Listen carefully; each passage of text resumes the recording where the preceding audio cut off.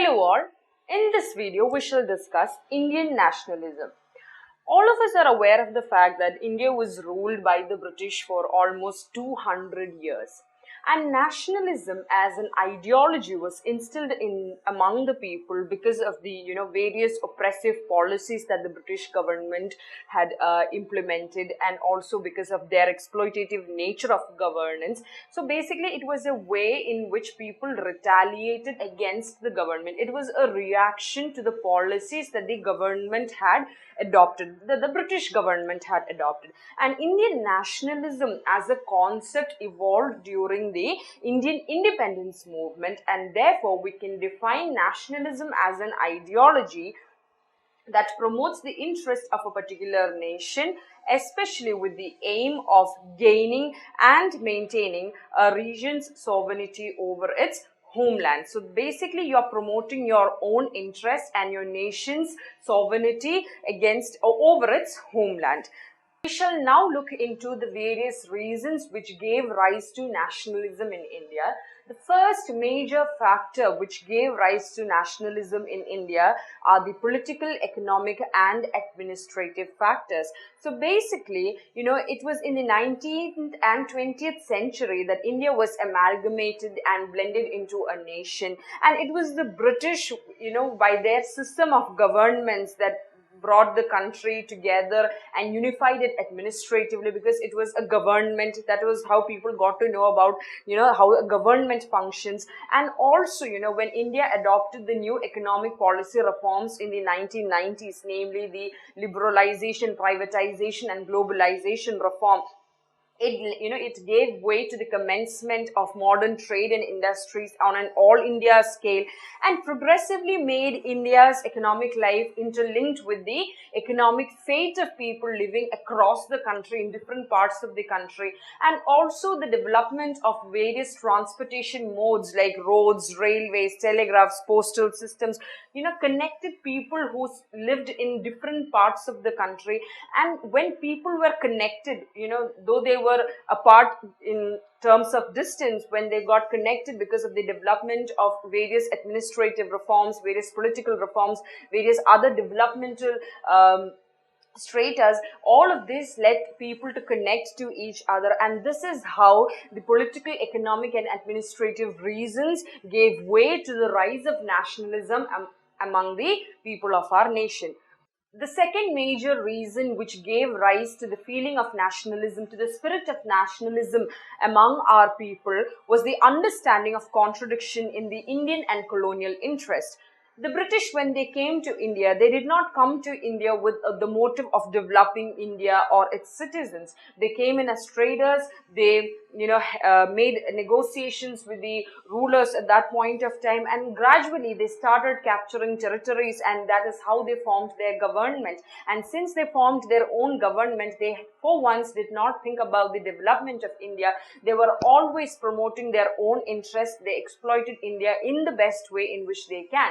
And this led to the suffering of people, to the economic backwardness of our country. And when people came to realize that their interest was different from the from the interest of the British government, that is when they realized that that was one of the major causes of India's economic backwardness, and also the interest of the Indians involved the interest of all these sections and classes of our society. Therefore, when people understood that there existed a very big contradiction in the Indian and colonial interest, that gave rise to a feeling of nationalism among the people of our nation.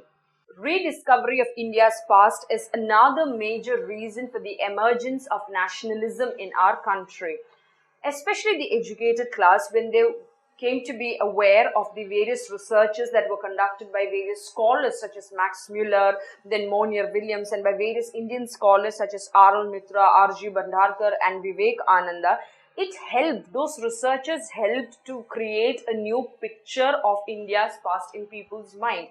It is only when you get to know about the past of your country, how glorious it was in its past years, how your ancestors has helped you to lead the kind of life that you are leading right now. That is when you have a sense of patriotism, nationalism to your country. And these researchers helped especially the educated class to have a feeling of patriotism and nationalism towards our country, and therefore that is how rediscovery of India's past had helped instill a feeling of nationalism among the citizens of our country. Then there is also a huge impact of the Western education which gave rise to nationalism in our country. The spread of Western education in our country in the 19th century changed the perspective of people, changed the mindset of people with respect to democracy, with respect to secularism, with respect to political perspectives. It changed their way of looking at things. It made them modern in their thoughts, and also the widespread use of English helped our freedom fighters to connect with people who are settled in different parts of the world. And it was this educated intelligentsia, English educated intelligentsia, who formed the core of the rising political disruption, and it was this group of the society that yielded the leadership to the Indian political guild. It was this group which led India to freedom. The socio-religious reform movements also gave rise to the feeling or the concept of nationalism in our country.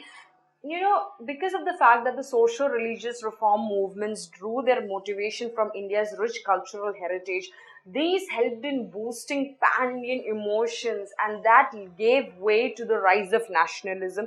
Because India had a lot of social inequities, there existed a lot of social injustices within the system, and these reform movements had pledged to cast away all the social inequities that existed in our society. Therefore, different groups of the society can be brought together, and these reform movements actually had brought different groups of the society together because of the fact that, like I said right now, they drew their motivation from India's rich cultural heritage, which made people, have a sense of, which sparked a sense of nationalism in the people.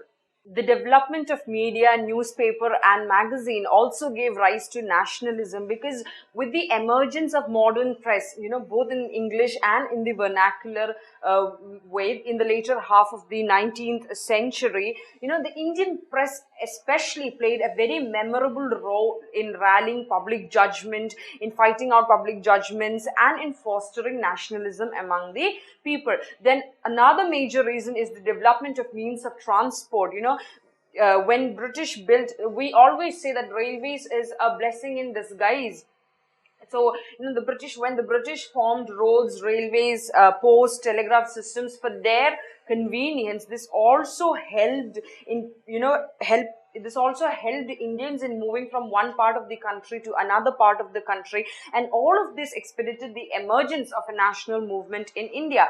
And another major reason is Britishers' exploited policies. There was always a tone of racial superiority that was adopted by many English men in their dealings with Indians. And these reactionary policies that were adopted by the British government were also responsible for the growth of political associations in India. Then there is also the impact of world forces. The Indian nationalist movements were galvanized by the national movements that happened outside the country, like the Russian Revolution, the French Revolution, the American War of Independence, and also, as we are all aware that during the First World War, the British had used Indian men to fight for them, and the First World War also created a new economic and political situation in India. Because of the First World War, the expenditure towards defense increased, and these was financed by taxing people more. People were taxed more. There was introduction of income tax and custom duties, and because of these, the prices of all the basic commodities increased, which hit people adversely. And this also was one major inspiration for people to fight against the British or the colonial rule in India. When we speak of India, if we are to describe India in a statement, we can say that India is a land which, practices unity in diversity. We are diverse in the way we speak.